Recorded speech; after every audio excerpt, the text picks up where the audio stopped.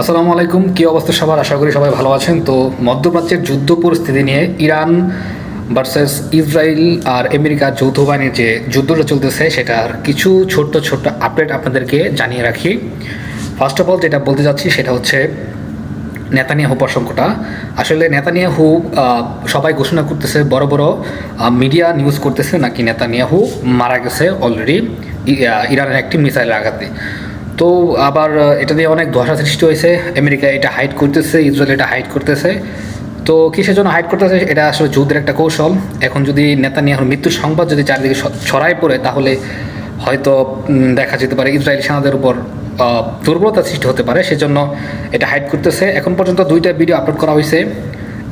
যে দুইটা video AI এর মাধ্যমে আপলোড করা হয়েছে এটা ধরা পড়ছে, মোটামুটি বোঝাই যায় প্রথমটা। আর এখন প্রথমটা তো 10টা 6টা আঙ্গুল ছিল এক হাতে, আর এখন যেটা আপলোড করা হয়েছে সেটা হচ্ছে ওই চায়ের কাপ একটা ইস্যু, যে এটা আপনি দেখলে বুঝতে পারেন ভিডিওতেই। তো এই এখন বর্তমান পরিস্থিতি আর ইরানকে যুদ্ধের যে এখন যে অবস্থা, যেহেতু মধ্যপ্রাচ্যে আছি আমি, এখানে ইরান ফার্স্ট থেকে যেটা করতেছে সেটা হচ্ছে আমেরিকার যে সমস্ত স্থাপনা আছে সেই স্থাপনাগুলোতে শুধু অ্যাটাক করতেছে, বাইরে কোনো জায়গাতে নাই। সেখানে বাহরাইন আর আরব আমিরাতে বেশি হচ্ছে, আর কাতার। এর কারণ হচ্ছে সেখানে আর্মিদের সব থেকে বড় মিলিটারি ক্যাম্প। তো এখানে ইরান অলরেডি দুবাইকে বলে দিয়েছে যে এটা আপনারা জায়গা খালি করেন, মানে যে সমস্ত আমেরিকান বেস আছে সেইখান থেকে আপনারা চলে যান, বড়সড় অ্যাটাক হতে পারে। আর যুদ্ধে যেটা ইরান যেটা কৌশল অবলম্বন করছে সেটা হচ্ছে যে তারা প্রথম কিছু মিসাইল, হাইপারসনিক মিসাইল দিয়ে বা ধরেন সাধারণ কিছু মিসাইল দিয়ে তারা যে রাডার সিস্টেম আছে, থার্ড রাডার সিস্টেম বাহরাইনের, সেগুলো আগে ধ্বংস করছে।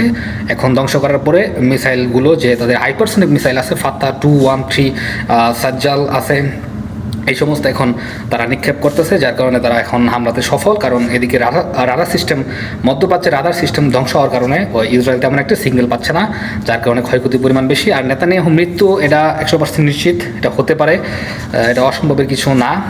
আর সব দিক দিয়ে চিন্তা ভাবনা করলে এখন আবার আমেরিকা নাকি দেখতেছি যে স্থল মেরিন সেনা পাঠাইতেছে ইরানে ওই হরমুজ প্রণালী আপাতত চালুর জন্য। কিন্তু এটা আসলে আদৌ কি সম্ভব হবে কিনা, ইরানের মতো একটা পরাশক্তি দেশের সাথে এরকম গ্যাঞ্জামবাদে আর কি তারা সাকসেস হতে পারবে কিনা, এটা এখনও অনেক বিশেষজ্ঞ মনে করতেছেন এটা অসম্ভব হরমুজ প্রণালী আমেরিকায় চালু করতে। এদিকে আবার চায়না লাভ হচ্ছে, চায়না আবার বলছে যে হরমুজ প্রণালী যে সমস্ত তেল আমদানি বা রপ্তানি করা হবে সেই সমস্ত তেল যেন চায়নার মুদ্রার মাধ্যমে আর কি ওই তেল কেনাবেচা করা হয়। এখানে পেট্রো ডলার মোটামুটি ধ্বংসের ধারপ্রান্তে এখন দেখা যাচ্ছে কি অবস্থা হয় শেষ পর্যন্ত। যুদ্ধের কৌশল এখন 50-50, তো দুই দেশের ধ্বংস অনেক লীলা চলতেছে। ইরানে কিছু কিছু জায়গায় অনেক ইসরায়েল দাবি করছে 200-র বেশি তারা সফল অ্যাটাক করছে। তো এদিকে আবার ইরানও দাবি করতেছে যে তারা আসলে ইসরায়েলে বা অন্যান্য দেশে তারা অনেক বড় ধরনের সফল হামলা চালাইছে। তো আই থিঙ্ক চিন্তা করলে এখন 50-50 যুদ্ধ কোন দিকে চলে যায়, আরও তো লং টার্ম হবে কি না সেটা এখনও বলা যায় না। তবে ইরান এদিক দিয়ে সফল, ইরান ভবিষ্যতেও সফল আরও অ্যাটাক করবে, কারণ তাদের হাইপারসনিক যে মিসাইলগুলো আছে তারা এখন পর্যন্ত ওই মিসাইলগুলো ছুঁড়েই নাই ইরানের দিকে, ইসরায়েলের দিকে।